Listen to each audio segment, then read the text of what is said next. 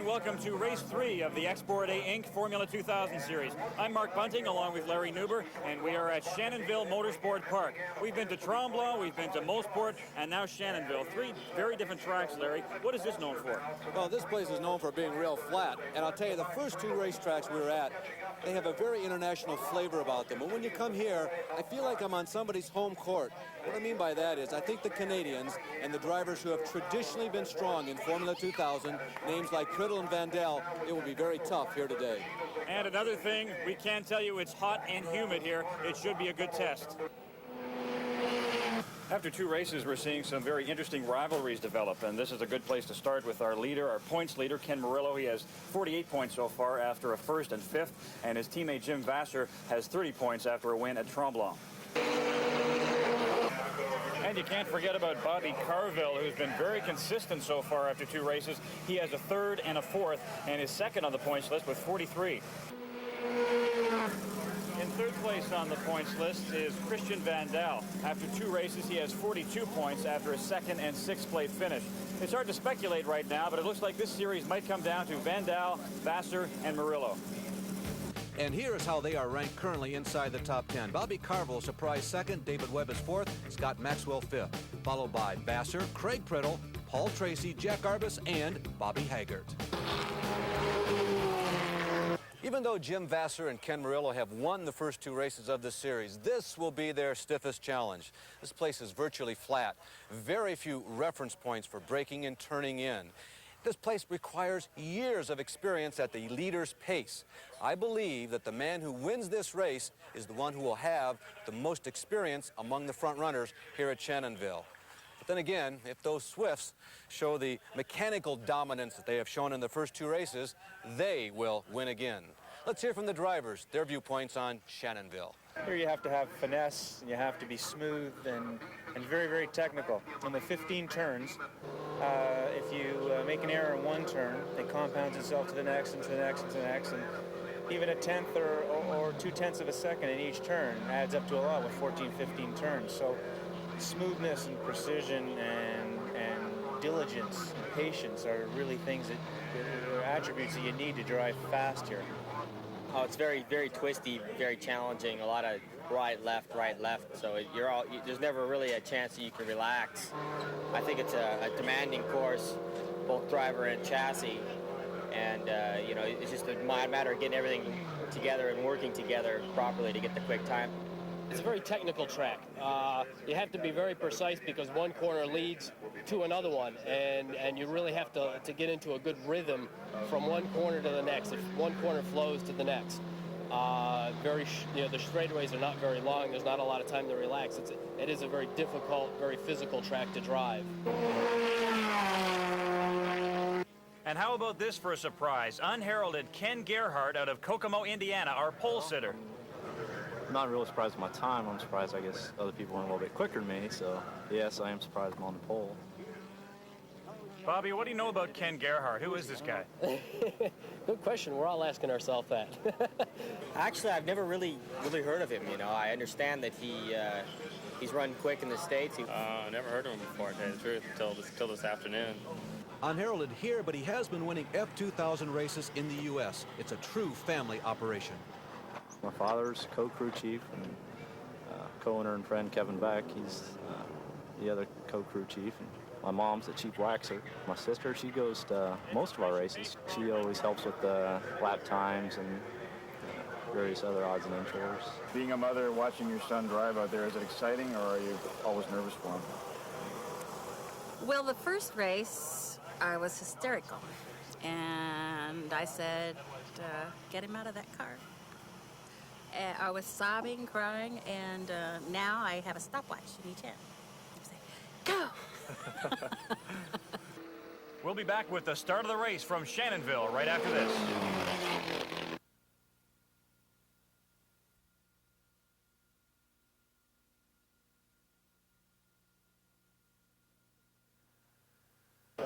The final moments on the grid before the engines fire is the true essence of motor racing for the drivers. In just a few seconds, they will be completely alone with their thoughts, preparations for the race. Each driver is here for his own personal reasons, and each driver is headed in his own personal direction. Work for these men in earnest is about to begin. And now here's a look at the weather forecast. We mentioned it's hot, and we've heard reports of up to 45 degrees centigrade down by the track. That's around 120 Fahrenheit. And now it's time for this week's Firestone Fact. I'm with Cindy Armstrong, who is the series chief steward of the Export A Inc. Formula 2000 series. Cindy, we're in the impound area. What do you look for exactly here? Basically, we're doing eligibility checks. We're checking to make sure that all of the car's components meet the technical specifications as laid out in the rules. How much leeway is there in case somebody does not meet the specifications? There is no leeway. Ranges are built into the rules, so if it's a component that can fit within a range, they must be within the range, and if it's a specific measurement that they have to meet, then it must be met. There are a number of things that we look for. There are things such as ride height, weight, whether the engine components meet the specifications or not. And basically we do a random check after qualifying. We tend to be a little more thorough after the race. We can check anything at any point in time. It's not just during impound, but this is the time when we sort of get together and do an official check.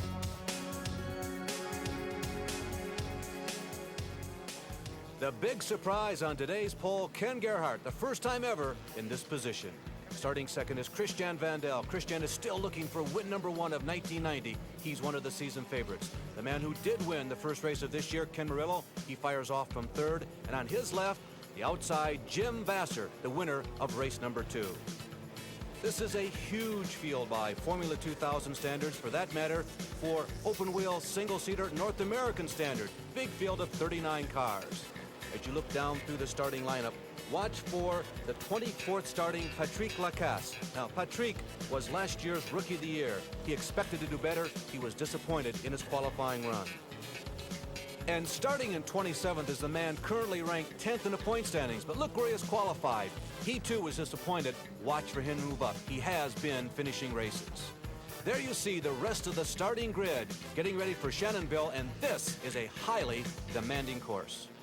Today's race is 20 laps, 15 turns around the 4 kilometers of Shannonville. Christian Vandel holds the track record here at better than 145 kilometers per hour. Now, the first view that you, the viewer, will see is coming down the front straightaway. The pits are off under the right. The cars make a high-speed right-hander, and they really get into the meat of this course. The cars essentially are entering the infield section of this track. Now look, no trees, no hills, no banks, no distinguishable landmarks for the drivers to judge turn-in points and braking. That's what makes this track so difficult. Now, the second view that you will see as the cars make one lap around Shannonville is this one. It's a series of left and right-handers, and as you heard the driver say, it's very technical. Near the back end of the racetrack, prior to the back straightaway, is this shot, actually turns 7, 8, and 9. They have to turn these corners just perfectly because they're entering the fastest section of the racetrack. This camera view will look right down the nose cones of the cars, and they actually turn here and now head for home. They go through a series of S-turns. They have 2 hard right-handers that are, again, very essential because they're moving on to another straightaway, the one that goes right past the pits and along the start-finish line. There are the cars beginning their final reconnaissance lap here at Shannonville.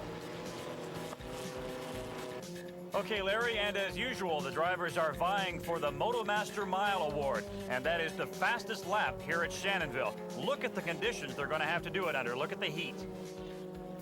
The grid is coming to a stop. On the front straightaway, we have a car in the pits. That is our pole setter, Ken Gerhardt. Now he is motioning frantically to his crew and family. Whether or not he's going to be able to claim his pole position, we don't know at this point. The rest of the field looks ready to go. This could be very tense. The bonnet comes off on Gerhardt's car. He is in trouble, Mark. Oh, and that's tough for Gerhardt as we are ready for the start of the race now. If he can go, he starts this race last instead of first. Watch for the green. The most exciting single-seater open-wheel start in North America, Formula 2000s. Last week we had 4 cars crash out in the start. The field carefully gets around turn number 1, and here comes Gerhardt. But it is too late, and we've had no crash out on course. It was a clean start this time. Okay, let's take a look at the start, Larry. All the cars packed very closely together. Boy, it's a real traffic jam, but everybody really handles themselves professionally. You can see a couple of cars had to dart off course and kick up some dust, but everybody has survived, and up front, look what we have. It's Christian Vandal in the lead for the first time this year. We have a Sony Handycam inside his car looking over his rear wing, and that should give us an interesting perspective on this race. Once again, look at how flat this course is. Now, the drivers say it doesn't make that big of a difference to them, but I believe that in the heat of competition, years and miles of experience will really pay off here because you really do miss those landmarks. I think Vandal has a tremendous advantage here at Shannonville. And speaking of heat, you can see it coming off the track there. It's just a blur, Larry. Very hot down there, 45 degrees centigrade, as we mentioned. Backstretch. Here comes Murillo, winner of race number 1. Teammate Vassar is running in third. He's the winner of race number 2. Christian Vandal wants to be champion. We have a car off course coming off of the back straightaway, working his way through the S's. We did not get an identification on that, but Vandal, as we mentioned, really needs to do well today to stay in it for points. As you can see, we have a Sony Handycam right by the track. That's turn 15, the front straightaway. Look at the white car signaling. That is the Gerhard family machine. They're back on course, but they have not solved their problems. They will not win this race today. The bright red number 8 is Peter Cozzolino. He had an incident on lap 1 and turn number 2, and he's well back in the field also. And here's our leader, Christian Vandal, as he opens up a bit of a lead over him and Ken Murillo and Jim Vassar behind him. The red car is Scott Maxwell. And Mark, he's been an interesting story this year in 1990. He has been the fastest car on the track at certain times in this season, but luck has kept him from higher finishes.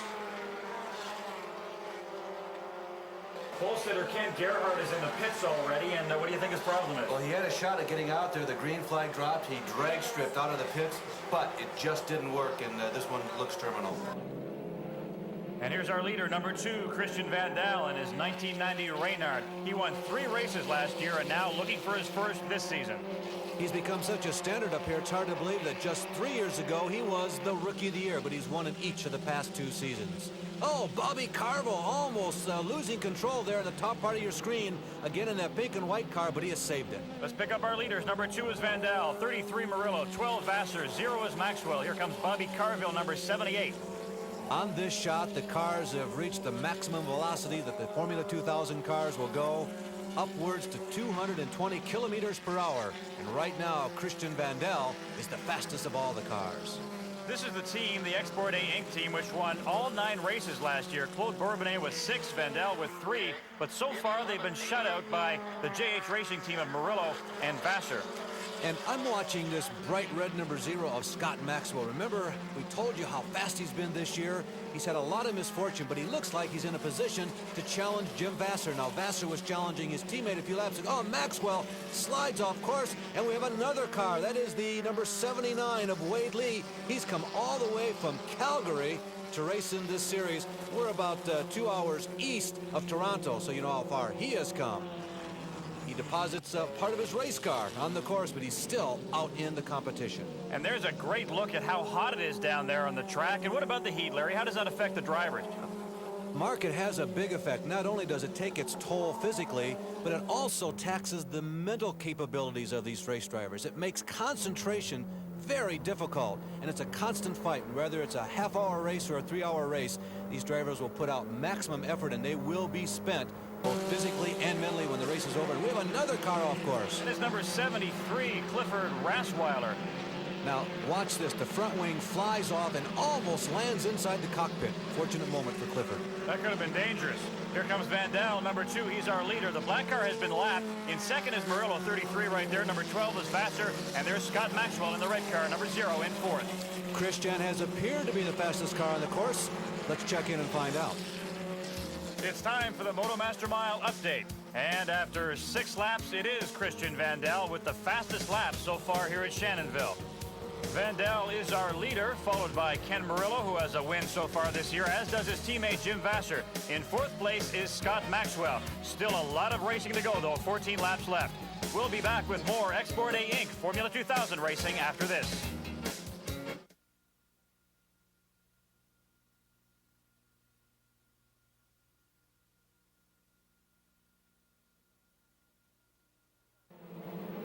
We are back at Shannonville Motorsport Park. This is race 3 of the Export A Inc. Formula 2000 series, and there's our leader, Christian Vandal. And the 2 Swifts of Ken Murillo and Jim Vassar continue to run second and third, and that is a continuing theme of the 1990 season. The Swift cars are better than they were in 1989. in 89 and 88.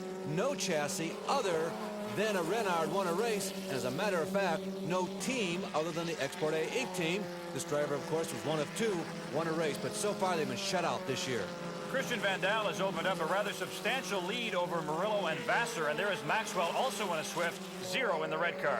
Second, third, and where is fourth place Maxwell? There he is. Maxwell is no longer mounting a challenge for top 3. However, behind him is where the racing action is really beginning. Oh, number 78 is Bobby Carville. Right behind him, number 5 is Martin Guimont, who raced so well at Mont Tremblant. They're waging a good battle here for 5th spot. And right in the middle is poor Len Campbell. He points the way. Guimont goes underneath, and Campbell is also emitting some smoke. Difficult to say exactly what the problem was, but he moves over and leaves the drivers running 5th and 6th by. Bobby Carville and Martin Guimont are both driving Reynards, and interestingly enough, they both work on their cars quite a bit, both mechanics. Carville, Guimont, best joust on the track. Let's watch.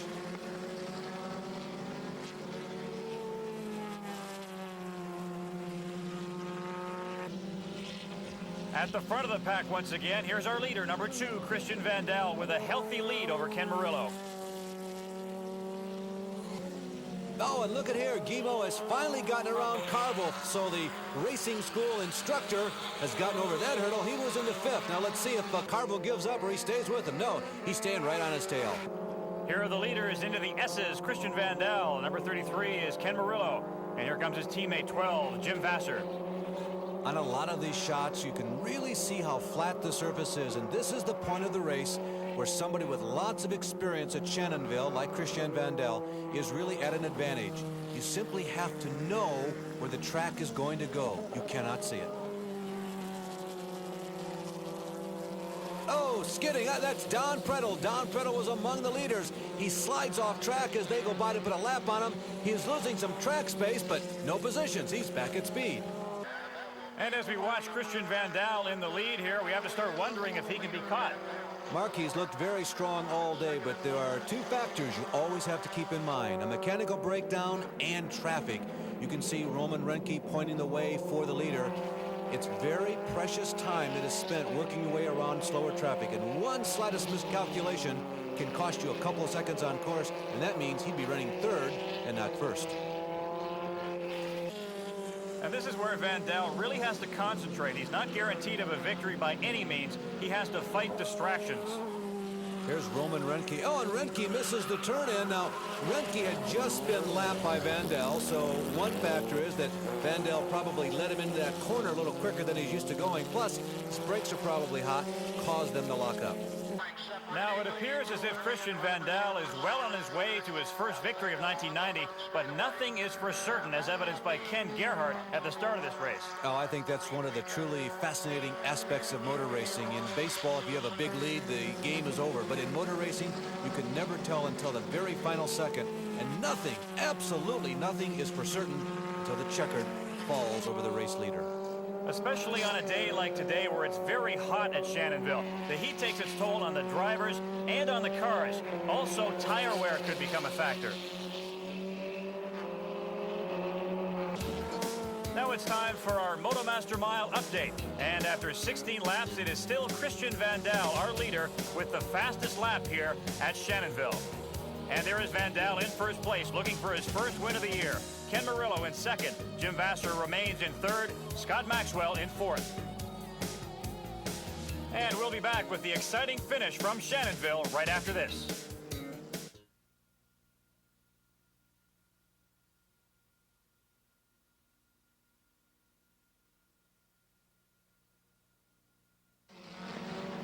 And we're back for the last few laps from Shannonville. And there's our leader, Christian Van Dal, trying to hang on, looking for victory. You know, it may not be overstating the fact, as we look at 2nd and 3rd, they're still together, that this could be the most important race in Christian Van Dal's career up till now. He says this is his last season in the Formula 2000s. He's moving on next year, and he really wants to be champion. If he doesn't move in on Vassar and Murillo today, he's in deep trouble. There's Bobby Carville in 4th, and we have to wonder where Scott Maxwell went. This is him here in the red car, struggling. swerving back and forth, trying to preserve that car. Obviously, he's got some kind of problem. He's still in 5th, but his top 10 finish is definitely in jeopardy. We're on the last lap. Christian Van Dal. Just a matter of moments, and he will be our victor. There is Scott Maxwell. Oh, you can see it's a right rear tire shredding all over the racetrack. What a handful. Remember, this has been a hot day. Could have been a blistered tire, or maybe he ran over debris. Okay, here's Van Dal, our leader, number 2. Number 97 is Bobby Haggart. He's been lapped. Let's take a look for Murillo in 2nd place and Vassar in 3rd. That's the real battle on the last lap right now. These two teammates. And Vassar tries to put a move on and gets closed off by Murillo. He's off the track. Very interesting moments as teammates go head-to-head on the final lap, but Ken Murillo, our points leader, holds on for 2nd. Christian Van Dal, meanwhile, goes on for the victory. How about that? Christian Van Dal, the winner, Vassar Murillo. A great duel down the stretch there. Bobby Carville goes by. He finishes this race in 4th, and here is valiant Scott Maxwell, limping, crawling, praying, trying to get around. If he can finish inside the top 20, he gets points, and that's very important as we look toward the end of the season. He gets across the line, comes to a stop, but he's inside the top 20. And here's our winner, Christian Van Dal, with the checkered flag, a customary sight. He won 3 races last year, and this is his first for 1990. Ken Murillo was in 2nd spot. He held off his teammate Jim Vassar on the last lap. A great battle down the stretch. Bobby Carville, another consistent finish, a 4th for him. We've had 3 races, 3 different winners. What a season. Maxwell, by the way, came home in 14th position, a precious 7 points. Rounding out the top 8, Dwight Woodbridge in 5th spot, Jonathan Holtzman, Craig Priddle, and David Webb. And now let's hear from the top 3 finishers. Yeah, I think at the beginning it took a while to get our first win this year, and the team was really anxious and was working really hard to get this one. But the exported team gave me a perfect car for that race, and I was just driving really well up there. Yeah, we're always teammates, you know. You might not be so aggressive as you would be if it wasn't a teammate, you know, so you're almost a little apprehensive sometimes, but it was a good race. I mean, I knew Jim would have something left here for this last corner. I just tried to go as deep as I could and hold them off. Van Dal also wins the Motomaster Mile Award. On the 6th lap, Van Dal had the fastest lap at Shannonville. Every driver aspires to this ecstasy of the victory stand. Not to mention that $10,000 awarded to the winner of a Formula 2000 race. There are 3 stories on this podium. 36 others are headed home. Some of those stories are sad.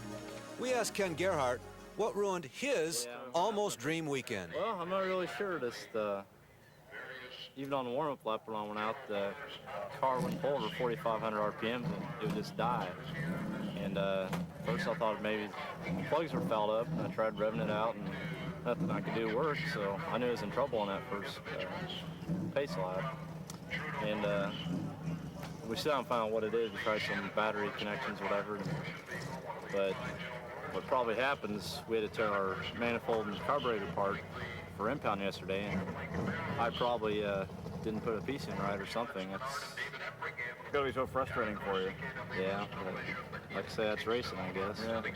So it's been an interesting weekend here at Shannonville. Ken Gerhardt came out of nowhere to grab the pole position, but his story ended rather sadly, and in the end, it was Christian Van Dal who was too much for Vassar and Murillo. I gotta admit, I'm not surprised. We're here in the Export A compound. They're clearing up and getting ready to go home. This racetrack is so different than the first 2 that we raced on. I didn't think that the success of Vassar and Murillo would necessarily transfer over. This was a race this team wanted to win. This was a race that Christian Van Dal had to win. This could get interesting from here. Our next racetrack is Saint Air, and that's an oval. That's even more interesting and a little more different. Thank you very much for joining us. I'm Mark Bunting, along with Larry Nuber. For the rest of our crew, join us at Saint Air.